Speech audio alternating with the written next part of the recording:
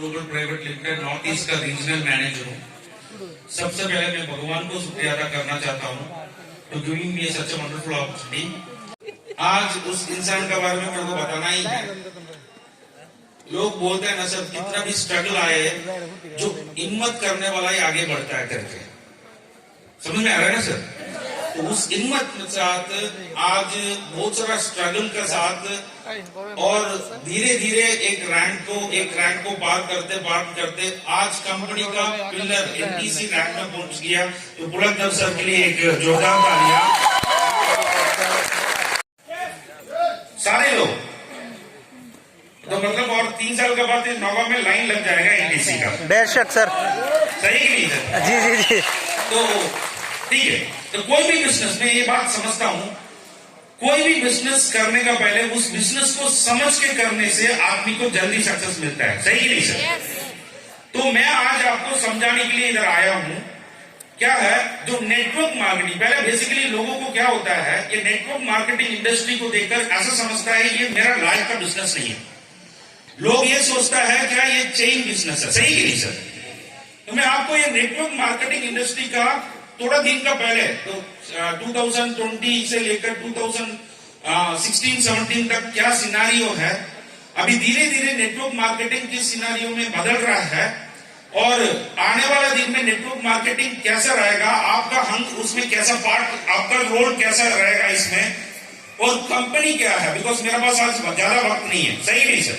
तो ज्यादा वक्त नहीं होने का वजह से मेरे को थोड़ा सा शॉर्ट में बताना पड़ेगा। तो आपको मैं पूरे का पूरे कोशिश करूंगा आज ये नेटवर्क मार्केटिंग इंडस्ट्री क्या है, आज का सिचुएशन क्या है नेटवर्क मार्केटिंग का, जो आने वाला दिन में नेटवर्क मार्केटिंग इंडस्ट्री कैसा रहेगा, और कंपनी जो आज जुड़ा है आप माई लश्कर के साथ, ये कंपनी कैसा है, इस कंपनी ने क्या क्या अचीवमेंट किया, वो सारे बात में आपसे डिस्कस करूंगा, सही नहीं सर? तो पहला बात, जो नेटवर्क मार्केटिंग इंडस्ट्री के बारे में अगर मैं बोलूंगा तो अधिकतर लोग इस बिजनेस को हमारा लाइफ नहीं, ये बिजनेस समझता है। सर थोड़ा सा शांति रह सकता है सर, साइलेंट रह सकता है? एक्सक्यूज मी सर, किसी को डिस्टर्ब मत कर लीजिए प्लीज। तो मैं मेरा भी माइंड का मतलब बात करने में आपका तरफ से ही आएगा। तो नेटवर्क मार्केटिंग इंडस्ट्री को अधिकतर लोग ये सोचता है ये हमारा लाइफ का बिजनेस नहीं है, ये एक धोखाधड़ी देने वाला बिजनेस है। इधर में जो जुड़ने वाला 1000 में एक आदमी ऊपर आता है, कोई आगे नहीं आता है, इसके अलावा हमको काम देखना पड़ता है, सही नहीं सर? मैं आपको बता रहा हूं ये बात लोगों को सही था एक टाइम तक, बिकॉज नेटवर्क मार्केटिंग इंडस्ट्री में कोई गाइडलाइंस नहीं था पूरा इंडिया के अंदर।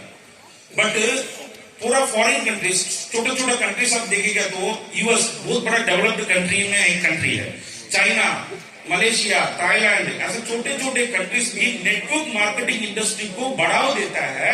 इसलिए बढ़ावा देता है ताकि उधर में इतना डेवलप्ड कंट्री होने का बावजूद भी उधर लोगों को नौकरियां का मारामारी रहता है।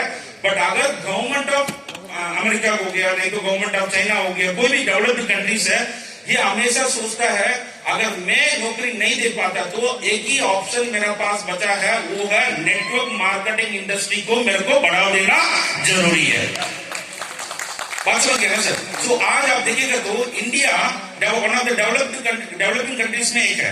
बट 6 साल का 7 साल का पहले तक आप देखेगा तो इंडिया का अंदर भी कोई गाइडलाइंस नहीं था, नेटवर्क मार्केटिंग का इंडस्ट्री के ऊपर कोई रिकॉग्निशन नहीं था। तो सेंट्रल गवर्नमेंट ने क्या सोचा, जो आने वाला दिन में आप देखेगा तो लोगों को, आज भी लोग एमबीए पढ़ के, कितना लोग पढ़ के आज ऑटो चला रहा है, कई रेस्टोरेंट में मैनेजर है, जो इंजीनियर पढ़ के जो ओला चला रहा है, आप देखा होगा सर।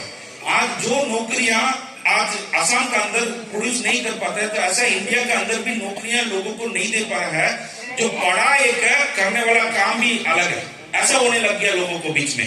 तो क्या करना पड़ता है, सपोज नौगांव में मैं एग्जाम्पल बोलूं, इधर में कितना अपॉर्चुनिटीज हो सकता है सर? मैक्सिमम जाएगा तो एक आदमी को 50,000 रुपए का तनख्वाह उसको ऊपर नहीं मिल सकता है, वो भी पूरे नौगांव में 10-20 आदमी को उतना तनख्वाह मिल जाएगा होगा। तो गवर्नमेंट जॉब तो हर आदमी को नहीं मिलना पड़ता है, तो क्या करना पड़ता है, आपको गुवाहाटी आना पड़ेगा। गुवाहाटी आते तो उधर में इतना कंपटीशन है, जो नौगांव में, मैं तो एक गांव में पढ़ा वाला आदमी नौगांव में जाकर, सॉरी गुवाहाटी में जाकर उधर में जो इंग्लिश में पढ़ा हुआ लड़का के साथ कॉम्पिटिट नहीं कर पाता है, दिल्ली में जाकर कॉम्पिटिट नहीं कर पाता है, तो आदमी अपना प्रोफेशन को बदल जाता है। इंजीनियर पढ़ा, ऑटो चला रहा है, कोई मतलब आप देखिएगा तो कोई एमबीए पढ़ा, उसने कहीं मैनेजर का पोस्ट में काम कर रहा है। तो इस तरीका का लोग अलग अलग नौकरियां करने लगा। तो इंडियन गवर्नमेंट भी ये सोचा आने वाला दिन में अगर हमारा डेवलप्ड कंट्रीज के अंदर नेटवर्क मार्केटिंग को बढ़ाना है करके नेटवर्क मार्केटिंग इंडस्ट्री का ऊपर गाइडलाइन दिया। तो गाइडलाइन देने का तक सेंट्रल गवर्नमेंट ने गाइडलाइन देने के बाद पूरे इंडिया के अंदर 3000 कंपनीज था। कितना? 3000 कंपनीज था। तो 3000 कंपनीज जो सर गाइडलाइन सेंट्रल गवर्नमेंट ने दे दिया, देने के बाद सेंट्रल गवर्नमेंट ने बोला भाई आपको अगर नेटवर्क मार्केटिंग कंपनी चलाना है आपको सारा डॉक्यूमेंट को लेके आकर आप सेंट्रल गवर्नमेंट का पास जाना पड़ेगा, वो जांच करेगा। उसका बाद मिनिस्ट्री ऑफ कंज्यूमर अफेयर्स का साइट में हम लोग उसको डालेंगे जो कंपनीज अच्छे कंपनीज है करके, उसका बाद आप इधर इंडिया में काम कर सकता है करके। तो धीरे धीरे क्या हुआ, एक हफ्ता हुआ, 2 हफ्ता हुआ, 2 हफ्ते का बाद आप देखिएगा तो पूरे इंडिया में 3000 कंपनी था, बट 3000 कंपनी से सिर्फ 300 कंपनीज ने डॉक्यूमेंट जमा किया, बैलेंस 2700 कंपनीज बंद करके भाग गया। बात समझ गए ना सर? बंद करके भाग गया। और धीरे धीरे क्या हुआ, अभी रिसेंटली मैं आपको बता रहा हूं, रिसेंटली कंज्यूमर प्रोटेक्शन एक्ट, कितना लोग को आता है सर मालूम है? Consumer protection act, consumer protection act का मतलब ये है आप कोई भी सामान खरीदते हो, अगर दुकान वाला नहीं तो कंपनी वाला आपका साथ अगर कोई धोखाधड़ी करेगा तो क्या होगा मालूम है? आप केस कंज्यूमर केस में कोर्ट में केस फाइल कर सकते हैं।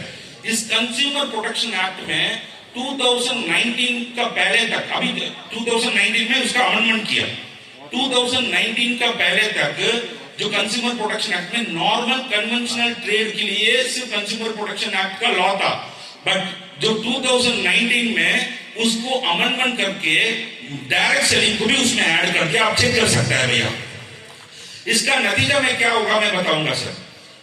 जो इंडिया के अंदर जो आप एक डॉक्टर को प्रोफेशन मानते हो, सही नहीं सर, एक इंजीनियर को एक प्रोफेशन मानते हो, तो नेटवर्क मार्केटिंग को लोग प्रोफेशन नहीं मान रहा है। तो पूरा इंडिया के अंदर आज के बाद मैक्सिमम कॉलेजेस में एमबीए के अंदर आप देखिएगा तो नेटवर्क मार्केटिंग को सब्जेक्ट एक ऐड कर दिया, गवर्नमेंट ने एक सब्जेक्ट ऐड कर दिया। क्या होगा मैं बताऊंगा। अभी इंडिया के अंदर लॉ ड्राफ्ट हो गया, अभी ये जो इलेक्शन खत्म होने के बाद इसको पार्लियामेंट में रखेगा ये लोग ने, जो कुछ भी उसको चुनाव करना है उसको करके नेटवर्क मार्केटिंग के ऊपर इंडिया के अंदर एक रेगुलेटरी बोर्ड लेके आएगा। धीरे धीरे जो आज आप सोच रही हो, जो डॉक्टर एक प्रोफेशन है, इंजीनियर एक प्रोफेशन है, बट ये जो लॉ मतलब ये लॉ आने के बाद आपका रेगुलेटरी बोर्ड बैठने के बाद नेटवर्क मार्केटिंग भी एक प्रोफेशन बनेगा। कल फ्यूचर में आपका बच्चे को +2 खत्म करने के बाद नेटवर्क मार्केटिंग पढ़ाने के लिए भेजोगे, उधर वो जाकर 3 साल पढ़ेगा और पढ़ने के बाद वो पास करेगा, माई लाइफ का डिस्ट्रीब्यूटर बेटर रहेगा, उसको इंटरव्यू लेगा, फिर जुड़ा सकता है सर इधर। यस, ये हालत होने वाला है।